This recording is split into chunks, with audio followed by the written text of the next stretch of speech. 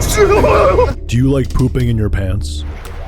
Oh, shit! Oh my god, dude! I don't, but that is my personal opinion. For some, it is their favorite activity, and they feel compelled to delight others in this joyful experience. In fact, I feel compelled to delight you with stories about the best experience I've ever had in my entire life. Mad Eye Sun VR. Who is the sun, and why are his eyes mad? Today, I will be talking about the scariest video game ever made. No, really, they did a scientific study on it. By the way, let me tell you a secret. There is a hard counter to fear, and it was the only reason why I was able to get through this game. I am one of the few people on this earth who has access to this information, and I am going to share it with you. Guess what it is? It's gooning. Yeah, that's right, gooning. Blunts the fear response, or so I have heard. Basically, whenever you feel afraid, just start drugging it. Have to do some public speaking? A big spider crawled onto your arm? Start beating your meat. This is actually a great life lesson. Story. You wake up in a dark room with blood all over the floor and on your hands. What happened? Why did this happen? Here's an overview. You play as Luca, a 16-year-old boy. Right off the rip, you hear Luca's father sobbing and screaming in anguish, accusing Luca of ruining the family and murdering his own mother and sister. Answer me that. Just answer me that! Your own family. Your own blood. What the hell were you thinking?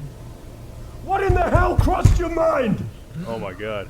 Luca has no memory of doing this, but it did happen because on the floor you find pictures of his family members' severed limbs. Confused and terrified, Luca escapes the room and sneaks into the sprawling, dilapidated house belonging to his grandfather. It turns out Luca's technically innocent. He is the victim of a demonic possession, and the demon inside made him commit those murders.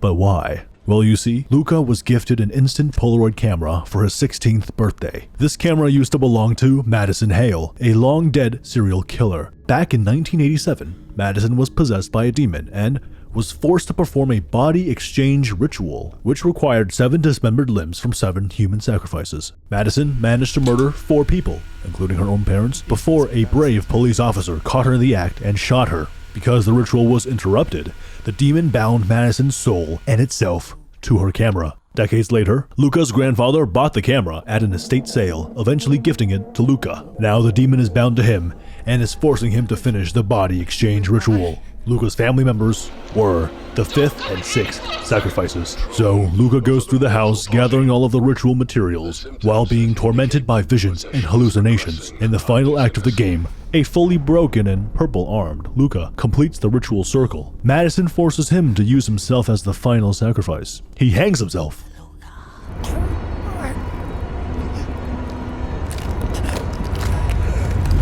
Oh!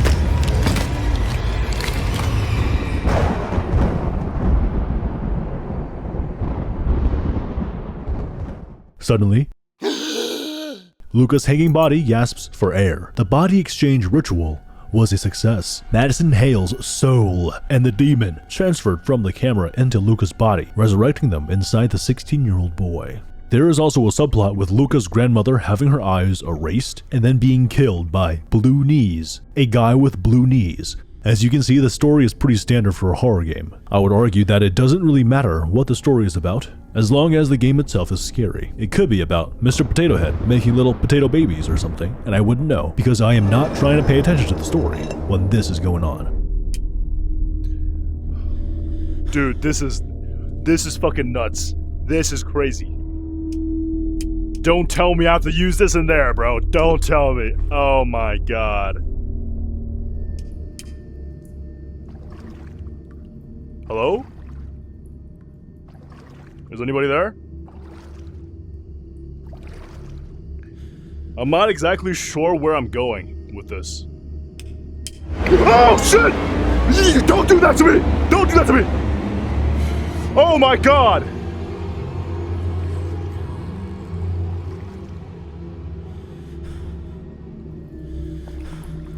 Right, that's a dead end. So it has to be right. It has to be in, right? Oh! She's kind of bad. Isn't she kind of bad? Damn! Oh! She's kind of cute. Yo, you're kind of bad. Holy shit, light. Holy shit. We're almost out. I see light. Oh my, get me out of here!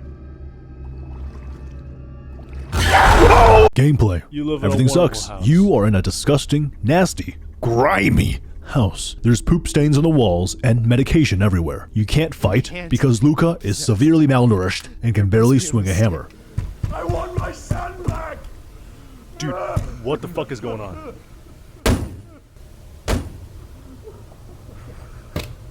Oh, whoa. I got it.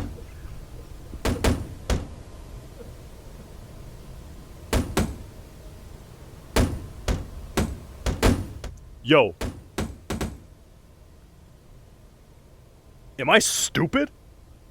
Okay, that was my fault. I didn't really know how the controls work. But the coolest thing about this game is the instant camera. After you pick it up, you can access it at any time by physically reaching your hand over your shoulder and pressing the grab button. You can use it as lighting in dark areas, which is much worse than having no light at all. I can't see shit, man.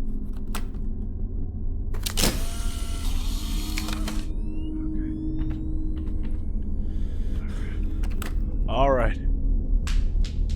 Okay. Anybody there? Oh my god. It can reveal things that aren't there.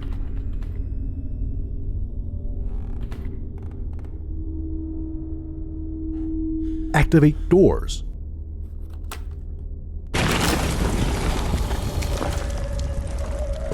And flashbang demons.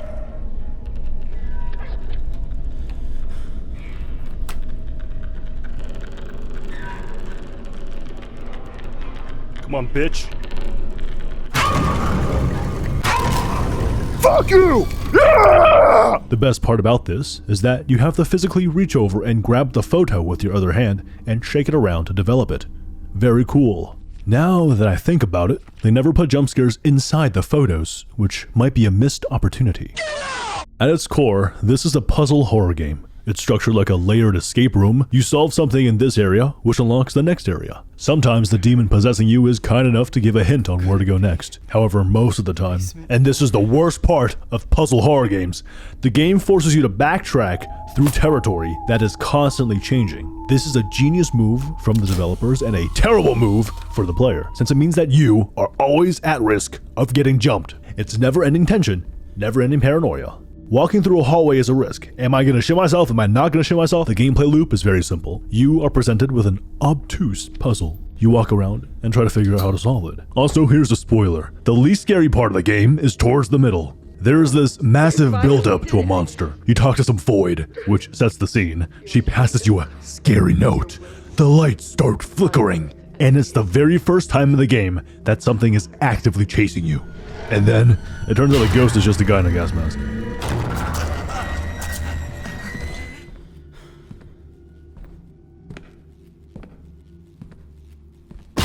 Oh my god!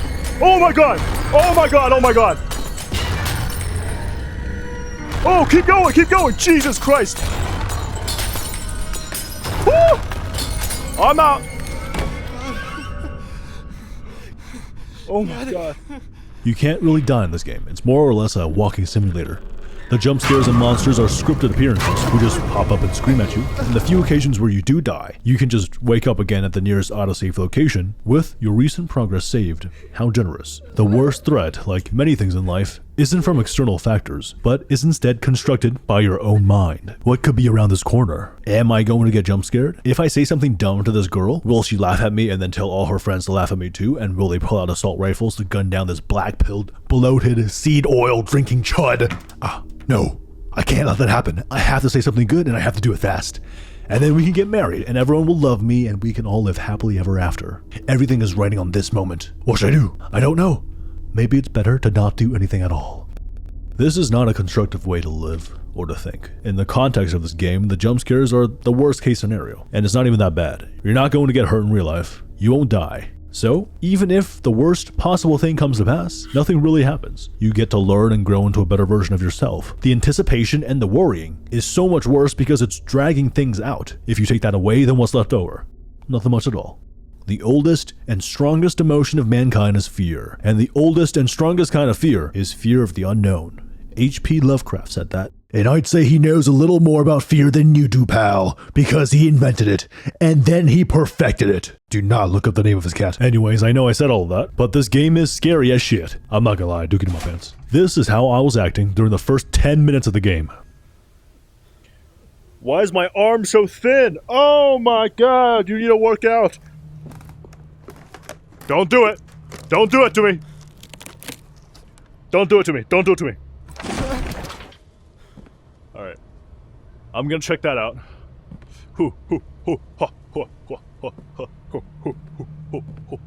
I'm walking.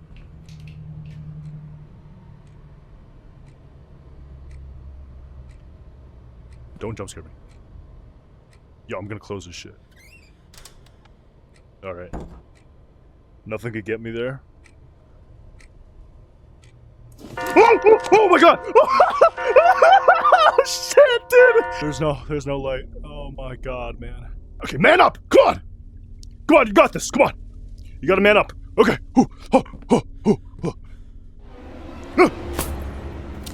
This ain't shit! Oh! Okay. It's the clock. Oh my god. You're not shit. You're not shit! Oh, I touched my arm. I touched my own arm. Alright, jump scare me. Come on! Do it! Jump scare me, come on! Ah! Yeah, I was doing too much. For real, it's not even that bad. If you want to know true fear, simply ponder the following question. How elastic is the male urethra? In elementary school, someone showed me a video of a guy shoving an entire carrot up there. And I'm not talking about the baby ones. I wrote this part of the script on my phone while severely sleep deprived. I do not remember where I was going with this, so instead, let me tell you a story. One time, I was taking the subway home with my friend, and this is the New York City subway, so it's absolutely disgusting. There's brown stains literally everywhere, all the time. I've seen people taking a dump on the train platform thrice. Also, whenever you walk up the stairs, there is a 20% chance that it smells like someone took a piss. If you look down at the tracks, it's pretty much black with dirt and trash buildup. Sometimes you can catch a rat chilling there. So my friend and I are waiting on the platform. It's a long wait, so my guy starts pulling out his AirPods to listen to some music. But because the AirPod is designed like shit, and it's a whack-ass shape, and it's impossible to grip correctly, his hand slips. The AirPod drops onto the floor and bounces into the black grime underneath the rails. There's still 5 minutes until the train comes, so he drops down to grab it and climbs back up. Yo, his hands are covered with black streaks. I take a look at the AirPod, and it is the most disgusting thing I've ever seen. It's slightly wet, and it's covered with these brown grains. If I had to guess, I think they were like rat poop particles. I don't know. It got everywhere too. I remember there were bits inside the ear tip hole. What do you do at that point? Like, do you put that back inside your ear? There's no sink nearby, so you can't immediately wash it. My friend decided to wipe it off with his shirt, and he put it back inside the case. Bruh. Moral of the story. Why is the AirPod so slippery? Tim Apple, please fix it. By the way, I've never played any VR games before, and I got this headset literally, last week. I didn't know what I was thinking when I came up with the idea for this video. I'm not kidding, I can only record this stuff for 1 hour at a time, at most. Call me a lightweight, call me a bit. Fine. But let me just say, horror is not that bad if it's on a flat screen. But in VR, you are inside the horror. You are there, in the house, in the dark, with cockroaches, 3D surround sound, and dudes popping up in your face and touching you. This game was the most intense thing that I have ever gone through in my entire life. Sadly, this means that flat screen horror games and horror movies will never hit the same again. And I'm not doing that YouTuber thing where I blow things out of proportion. Like, wow, this is the most insane game ever made. This changes everything. These are the world's largest purple titty balls. Wow, Mr. Beast Riz. I'm trying to be factual here. I screamed so hard, and my adrenal glands dumped so many chemicals into my bloodstream that it genuinely felt like I got hit by a train after my first 2 hours of gameplay. But who can I blame when I was the one who typed, "Scariest VR horror game of all time, haha funny YouTube video ideas." Anyways, 0 out of 10. Highly recommended if you have a VR setup and want to try horror. This game was made by a small indie studio, and I think they did a great job. If I ever find the director, I will be punching him in the eye. Perhaps this might make his eye mad. Mad eye. Son! A big thumbs up from me. Alright, more videos to come. I'll see you around.